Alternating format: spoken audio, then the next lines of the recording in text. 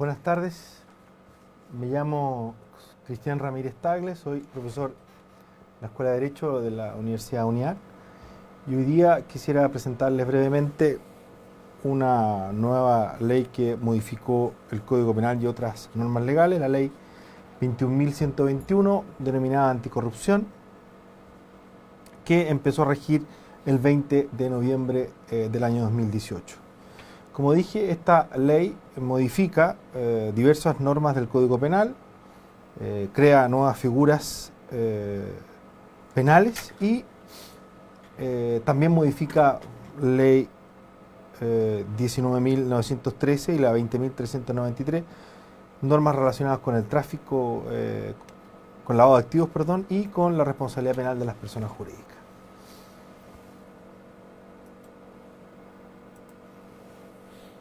Como dije, esta es una norma que fue promulgada el 12 de noviembre del año 2018 y se publicó el 20 de este mismo mes. La idea original de este proyecto de ley, presentado en su oportunidad por una moción parlamentaria por los ex parlamentarios Hernán Larraín, hoy día también Felipe Arboe, entre otros, tenía por finalidad aumentar las penas para determinados delitos como el cohecho, el soborno y otros, y también establecer un nuevo régimen de responsabilidad para las personas jurídicas. La finalidad de este proyecto, según sus autores, era tratar de generar un efecto disuasivo con el aumento de las penas, estableciendo sanciones accesorias para las personas jurídicas, entre ellas, por ejemplo, el comiso por equivalencia, que es el que permite, por cualquier circunstancia que no sea posible decomisar el producto del delito y demás bienes, efectos, objetos, documentos, etc., se aplicar el comiso a una suma de dinero equivalente al valor del comiso, ¿no? Asimismo, se crea una nueva figura para decomisar todos los bienes y activos patrimoniales de la empresa, cuyo valor corresponda a las ganancias obtenidas mediante la perpetración de ese delito. Ahora, en general, lo que hace esta nueva ley 21.121 es las normas que establece el Código Penal, aumentar las penas. Y en lo que dice relación con la modificación de la ley 20.393, establece sanciones donde la pena máxima para las personas jurídicas será la disolución de esta. Antiguamente, antes de esta reforma, se podía aplicar dicha sanción solo en los casos de crímenes, como el delito de lavado de activos. Hoy día se permite, a propósito de los delitos simples como el soborno, el cohecho de funcionario público extranjero, la negociación incompatible o el nuevo tipo penal de la corrupción entre privados y administración desleal, también la disolución de esta persona jurídica. Además, se establecen penas de multa a beneficio fiscal, donde se aumentan, que van desde 300 a 400.000 unidades tributarias mensuales, incluso al doble en algunas hipótesis. También se establece en esta ley una especie de lista negra de empresas que cometan delitos de corrupción. ¿Qué significa esto? Que una de las penas que arriesgan estas personas jurídicas es la prohibición de contratar a cualquier título con órganos o empresas del Estado o con empresas o asociaciones en que ésta tenga una participación mayoritaria. Así también como la prohibición de adjudicarse cualquier concesión que otorgue el Estado o empresas vinculadas con el Estado. Dicha pena podrá ser perpetua o temporal, dependiendo evidentemente de la entidad del delito que se cometa. Ahora, en términos generales, esta ley se ha denominado anticorrupción. Previo al análisis particular de esta nueva normativa, quisiera explicarle en términos generales qué es lo que contiene el concepto de corrupción. La corrupción es el acto realizado por una persona, natural o jurídica, sin respetar la moral ni cumplir la ley. En sí mismo no es una causa, sino que los expertos sobre la materia han dicho que es un efecto que encuentra asidero en la forma en que una sociedad determinada siente, piensa y actúa en relación a las personas que integran esta sociedad. En el fondo dice relación con la disminución de los valores éticos y morales en todos los ámbitos de la vida, social, económica y política. algunos le han denominado una verdadera patología social. Eso es para ellos la corrupción. Existen normas internacionales que tratan de la corrupción. La Convención Interamericana sobre la materia y la Convención de las Naciones Unidas también no han definido ni nos han dado un concepto de qué es lo que debe entenderse por corrupción. Sino que hay que partir de la base de qué es lo que debemos entender por corrupción. Corrupción, viene del latín corruptionis, significa acción y efecto de corromper. Y corromper, según su significado de la Real Academia Española, es alterar, trastocar la forma de algo, echar a perder, depravar, dañar, pudrir, y en lo pertinente sobornar a alguien con dádivas o de otra manera. De aquí entonces uno puede empezar a construir un concepto de corrupción.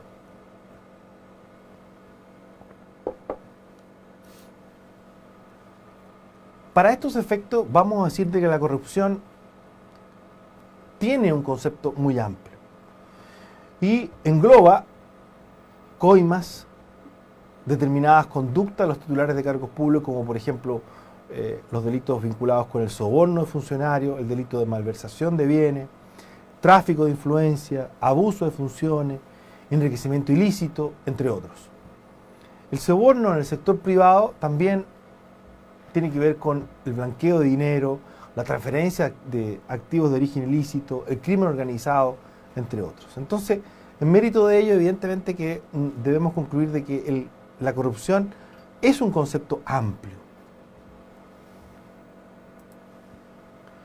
Ahora, ¿cuál es el problema respecto a la corrupción en lo que nos interesa? Esto es lo vinculado con el derecho penal.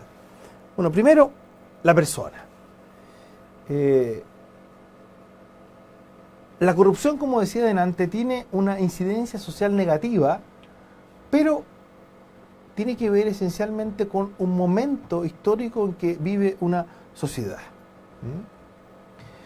De ahí entonces que se justifique la persecución penal de esta persona corrupta, mujer o hombre, en vez de perseguir a la institución pública que está detrás de estas personas, es decir, al Estado, es decir, o la empresa jurídica a la cual pertenece, sin perjuicio de las sanciones que vamos a ver más adelante en relación a ella. La corrupción, solo a partir del término de la Segunda Guerra Mundial en adelante, se empezó a tomar conciencia a nivel internacional de este fenómeno, de este flagelo inherente a la civilización de nuestro tiempo y generar conductas a fin de erradicar la corrupción. Entre ellos, textos jurídicos que tengan que ver precisamente con evitar este flagelo. ¿Cuáles son las causas generadoras de este fenómeno? ¿Qué es lo que han dicho los autores sobre la materia? Dan evidentemente factores sociopolíticos, institucionales, jurídicos, económicos y culturales. Primero, muchos han dicho que existe una íntima relación de la corrupción y el estancamiento económico. Mientras más estancado se encuentra en una sociedad desde el punto de vista económico, más todavía hay casos de corrupción. Desigualdad en la distribución de las riquezas, trabas burocráticas y administrativas que dificultan el quehacer de pequeñas y medianas empresas, que evidentemente también obstaculizan el desarrollo de ellas, ¿no? ¿Por qué? Porque la hacen perder competitividad y afectan negativamente los niveles de inversión a largo plazo. Digo. En el ámbito político, la corrupción resquebraja la legitimidad de las instituciones estatales, debilita nuestro sistema democrático y genera desconfianza en los ciudadanos. Entonces, las estrategias para combatir la corrupción solo pueden aspirar a mantenerla en niveles acotados, siendo imposible desde el punto de vista cultural nuestro su erradicación. Evidentemente que cuando tenemos sistemas democráticos sólidos, hace que la corrupción evidentemente disminuya. Curie, hace muchos años, a propósito del tema de la corrupción y refiriéndose al delito de tráfico de influencias, señaló que ya en la mayoría de los países iberoamericanos no solo ha contado con la tolerancia de la sociedad, sino que incluso ha estado rodeado de un cierto halo de prestigio. Decía Curie, tener influencia, encontrarse próximo a las autoridades, estar en situación de hablar con un amigo para facilitar un trámite o para conseguir una situación favorable, eran son características personales que se aprecian y acrecientan la influencia de sus portadores. Por tanto, la sociedad toda debe identificar este fenómeno como un mal social. Sobre la base de ello, una estrategia debe ser, para Curie, la de fomentar la denuncia, tratando de que ésta sea responsable y con el debido respeto de todas las garantías. También se ha sostenido que en el ámbito administrativo es necesaria una modernización de las estructuras organizacionales del Estado, transparentando y publicitando las actuaciones de los entes públicos, perfeccionando los controles y facilitando a los administrados el acceso a la información. Y Chile va en eso. Ya en el año 1994 se creó la Comisión Nacional de Ética Pública, que elaboró un informe que sirvió de base para la dictación de la Ley 19.653 sobre probidad administrativa. También se dictó la Ley 19.645, publicada el 11 de diciembre del año 1999, que introdujo importantes reformas al Código Penal en relación a los delitos vinculados con la corrupción. En el año 2015, bajo el gobierno de la presidenta Michelle Bachelet Jeria, también se convocó a un Consejo Asesor Presidencial contra los conflictos de interés, el tráfico de influencias y la corrupción. En el ámbito del derecho internacional, como dije, hay dos importantes convenciones: la Interamericana contra la Corrupción, ratificada por Chile el 22 de septiembre del año 1998, y la Convención de las Naciones Unidas contra la Corrupción, publicada en el Diario Oficial el 30 de enero del año 2007. Todos estos instrumentos que evidentemente contribuyen a generar políticas anticorrupción. Ahora, esta nueva ley, la ley 21.121, establece nuevos delitos, como dije en mi introducción, de los que se puede hacer responsable a las empresas, adicionales a los que estaban establecidos en la ley 20.393 sobre la responsabilidad penal de las personas jurídicas. Y en tal sentido, la persona jurídica, además de los delitos de cohecho a empleado público nacional o a funcionario público extranjero, lavado de activos, financiamiento del terrorismo y receptación, se agregan los de negociación incompatible, lo de corrupción entre particulares, la apropiación indebida y la administración desleal. También esta nueva legislación establece la figura de la corrupción entre particulares. Sanciona a quienes soliciten, acepten, ofrezcan o den soborno para favorecer, en el ejercicio de sus labores la contratación de un oferente sobre otro, lo que incide directamente en las áreas comerciales de las empresas. Por su parte, los de la administración desleal y apropiación indebida respecto a las compañías orientadas a la gestión de patrimonio o activos de terceros.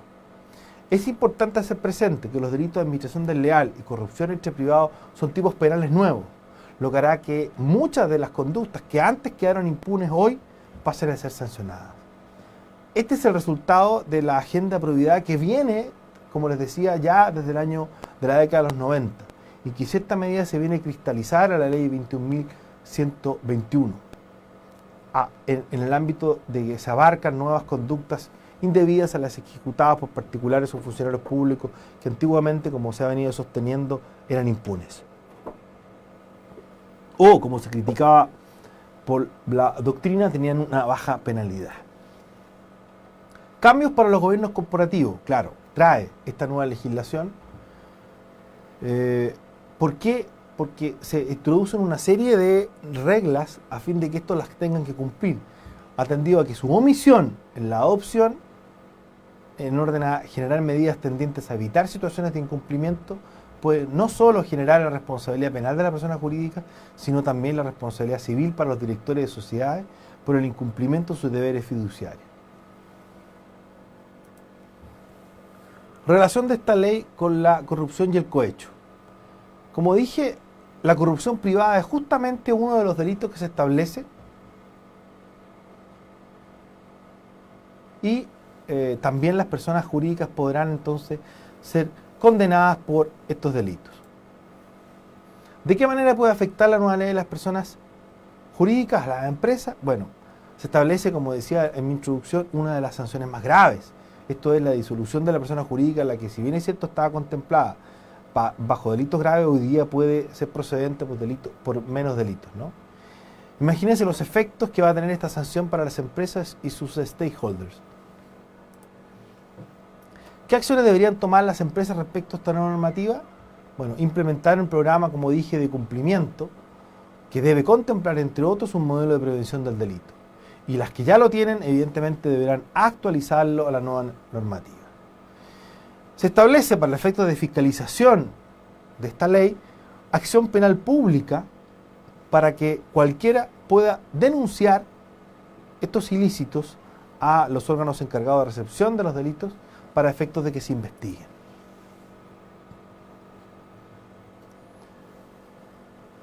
Ahora bien, en lo que dice en relación a cómo se va a aplicar esta ley, bueno, será importante para las empresas que deban entender que el cumplimiento normativo no es solo una obligación de las grandes empresas, sino que también va a abarcar a las pequeñas empresas, las denominadas pymes, y a los emprendedores, ya que la ley se va a aplicar a todas ellas, sin distinguir niveles de facturación o capital. Como dije, esta ley, en lo que dice en relación con las modificaciones al Código Penal, trae aparejada un aumento en la pena en el delito de cohecho. También se amplían conductas que pueden ser sancionadas, por eso a partir del 20 de noviembre, el simple pago indebido a un funcionario sin necesidad de contraprestación, que antes era impune, hoy queda penalmente incorporado. La administración desleal, nuevo tipo penal, castiga al administrador de un patrimonio ajeno que ejerza abusivamente sus facultades, como por ejemplo haciéndola contraer obligaciones indebidas o contratar con personas insolventes, todo lo cual, por cierto, debe originar perjuicios al administrador. La corrupción privada, por su parte, es un delito por el cual se sanciona ya no solamente la corrupción pública, sino que aquella que puede ocurrir en el sector privado en el marco de las relaciones jurídicas y económicas que estos puedan entablar en los procesos de contratación, buscando a través de ello que éstas se den en un marco de lealtad, de ética y probidad, sancionando a los operadores de las empresas que compiten en procesos de licitación o contratación, los cuales, mediante el cohecho a empleados o mandatarios del potencial adquirente de sus bienes o servicios, obtienen preferencias para ser contratados por sobre otros competidores que actúan leal y éticamente, protegiéndose en definitiva que la competencia en el mercado se dé en un marco de probidad.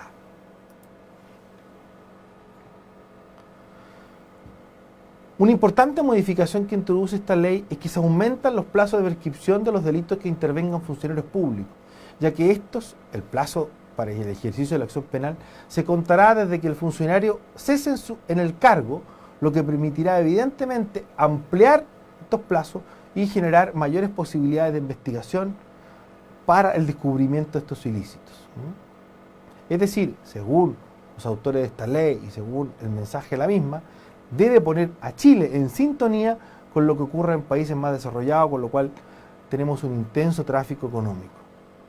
En cuanto a las desventajas, solo puedo señalar que siempre una ley requiere de tiempo a efecto de que los tribunales puedan definir su contenido al aplicarla al caso concreto.